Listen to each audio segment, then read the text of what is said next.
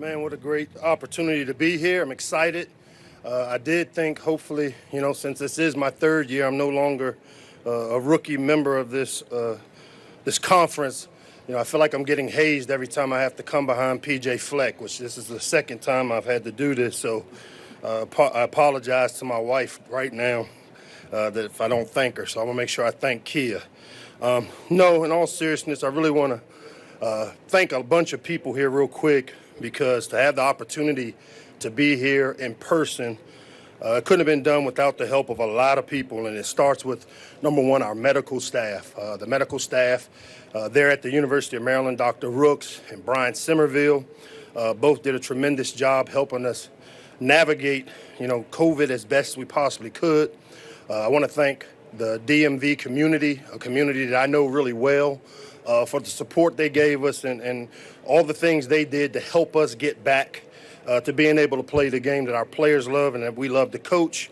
I want to thank our administration, our president, Darryl Pines, for his support, my boss, Damon Evans, as well as my day-to-day boss, Colleen Sorum, for all the help, the support, the advice that they've helped me navigate a tough year. But to be here, great. It's great to be here in person and see all of you guys' faces. We talk a lot about how difficult it was for our players and coaching staff to navigate it. And I know for you guys as media, it was just as difficult to be able to do the jobs that you guys do and navigate unusual times. I hope the days of only seeing you guys on Zoom are over completely, and we can continue to continue to get back to some normalcy. Also, when you think about our team as we move into the 21 season, it's exciting times for us, both on and off the field. Off the field, I've had the privilege to be able to move into what I think is a state-of-the-art facility, the Jones Hill House, which is named after two trailblazers there in the DMV community.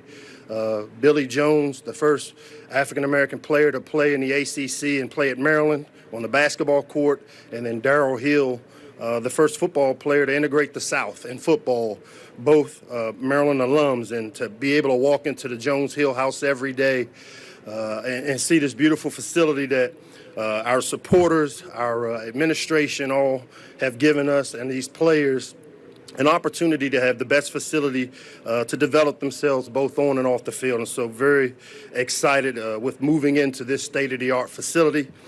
On the field for us, it's a simple thing for us in year three. It's to take the next step. We got a little mantra with our team this year, and it's basically no BCEs, no bitching, complaining, or excuses. That's what it's got to be for us. It's taking the next step as we go into year three. I feel really good about the team. I feel good about our culture. When you come in and you take over a program, it's really right around year three where you start to see the habits and behaviors that create championship-type football. And I can tell you, great teams have great habits, and I'm starting to see that from our team as we continue to develop and prepare for our 21 season. Going into year three, I think, like I said, the culture is exactly where we needed to be. And now for us to take the next step, it's about going on the field and playing with the right kind of discipline each and every day. And that's, for me, why the mantra, no BCEs, is really important. Everybody's got a job to do, me being the leader of this program, our players going out playing the game the way they're taught to play it, as well as our coaching staff going out and continuing to give our players the best opportunity on Saturdays to have success. With our coaching staff, we've been able to bring in a couple of new coaches. One is a guy that I'm reunited with, a guy that I got a lot of respect for as a play caller, as a quarterback developer. He and I worked together at my previous place, and we did some really nice things together. And one of the things I learned when you come in, and you're going to lose coaches, they're going to be changed, but that the systems don't change. All right, what we do on offense and who we are is who we will be. And then when you bring in people, they add to the system. And it's the same thing, Dan Eno's coming in, and I got a lot of respect for the job Dan does developing quarterbacks.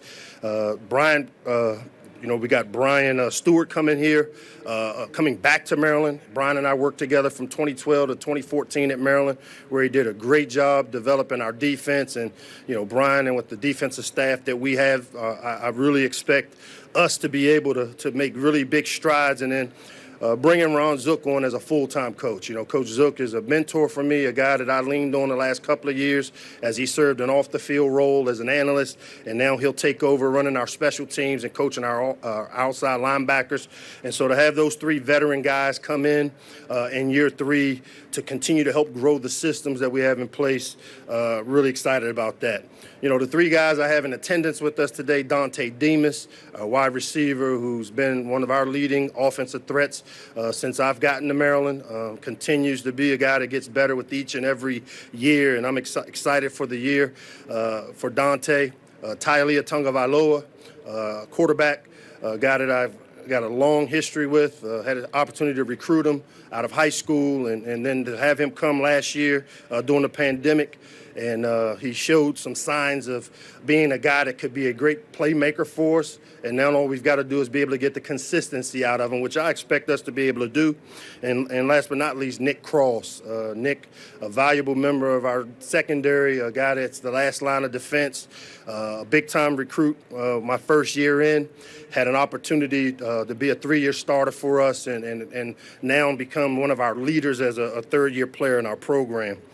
As I said before, it's time for us to take the next step as a program, and I expect us to do just that.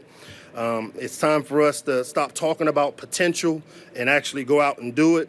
The key to the drill is for us to prove ourselves right and not worry about proving others wrong, and I feel like we have the team to do that.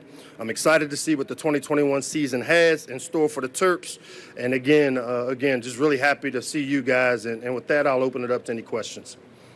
Please raise your hand, state your media outlet and affiliation, or your name and affiliation. Questions for Coach Locksley? Perfect. Thanks.